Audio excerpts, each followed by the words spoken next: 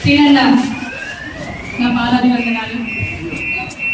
యాక్చువల్గా నేను ఈ ఉచిత బస్సు ద్వారా నేను ఎంత లాభం పొందాను అంటే, నేను ప్రతిరోజు నేను బస్సులో తిరుగుతున్నంతసేపు నాకు ఇచ్చే బస్సు టికెట్లు ప్రతి టికెట్ నేను దాచిపెట్టేసుకొని అది కౌంటింగ్ చేసుకుంటూ నేను ఎంత తిరుగుతున్నాను అని కాదు ముఖ్యము, నేను ఎంత లాభం పొందాను అన్నది నాకు ముఖ్యము. నాకు ఆర్టీసీ నాకు ఎంత ఇచ్చింది, నా కాంగ్రెస్ ప్రభుత్వం నాకు ఎంత ఇచ్చింది అనేది నాకు ముఖ్యమండి. దాని టికెట్లను పోస్ట్ చేసేసుకొని దాని ద్వారా నేను ఒక చిట్టి కూడా 2 లక్షల చిట్టి కూడా వేసుకున్నానండి.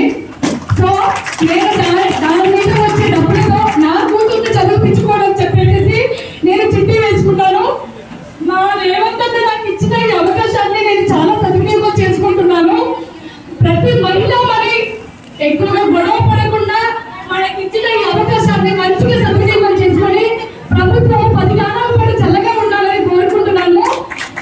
రేవంత్ అన్న మళ్ళీ 10 సంవత్సరాలు మనకి మళ్ళీ రావాలి, మన కాంగ్రెస్ ప్రభుత్వం మళ్ళీ రావాలి.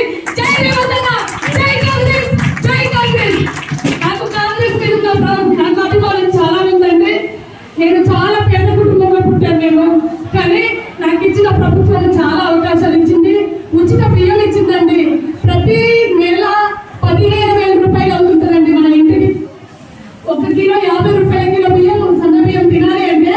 కానీ నా పుట్టుకప్పటి నుంచి నేను దొడ్డు బియ్యమే తిని పెరిగానండి. ఇప్పటికీ కూడా నాకు ప్రభుత్వంలో ఆ బియ్యంతో నేను తింటుకుంటూ పెరుగుతున్నాను. దానికి వచ్చే 15,000 రూపాయలు కూడా నేను పక్కకి వేసుకొని అది కూడా చిట్టి వేసుకుంటున్నానండి. సో నాకు ఇచ్చిన ఈ అవకాశాన్ని, నాకు మాట్లాడే అవకాశం ఇచ్చిన ఈ ఆర్టీసీ ప్రభుత్వం కూడా చల్లగా ఉండాలి. అందులో మనకి ఇంకా బస్సులు కూడా చాలా చాలా పెంచారండి. ఎలక్ట్రిక్ బస్సు పెంచారు. మనం కన్ను మూసి కన్ను తెరిచే లోపల గమ్యం చేరుకుంటున్నామండి. చాలా మన డ్రైవర్ అన్న కూడా మంచి సపోర్ట్ చేస్తున్నారు. డ్రైవర్ అన్న తోటి ఏ మహిళా మనులు కూడా గొడవ పడతండి, దయచేసి చెప్తున్నాను మీకు. ఎందుకు అంటే నేను బస్సులో తిరుగుతున్నంతసేపు ప్రతి మహిళ డ్రైవర్ అన్న తోటి కానీ కండక్టర్ తోటి కానీ గొడవ పడుతున్నారు. అమ్మ మహిళా మనులు ప్లీజ్ దయచేసి చెప్తున్నాం, మనకి ఇచ్చిన మంచి అవకాశాన్ని సద్వినియోగం చేసుకుందాము. మనం ఈ అవకాశాన్ని మంచిగా సద్వినియోగం చేసుకొని ఈ ప్రభుత్వం మళ్ళీ మళ్ళీ రావాలని కోరుకుంటున్నాను. ధన్యవాదాలు.